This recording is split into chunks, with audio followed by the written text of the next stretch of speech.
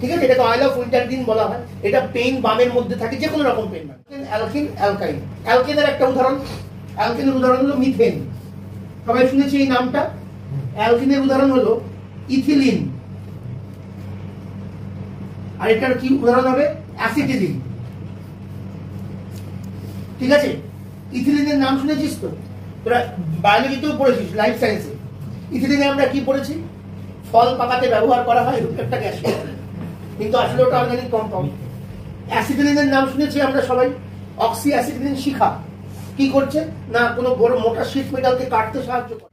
Alkane, alkyne, অ্যালকাইন, তাই তো?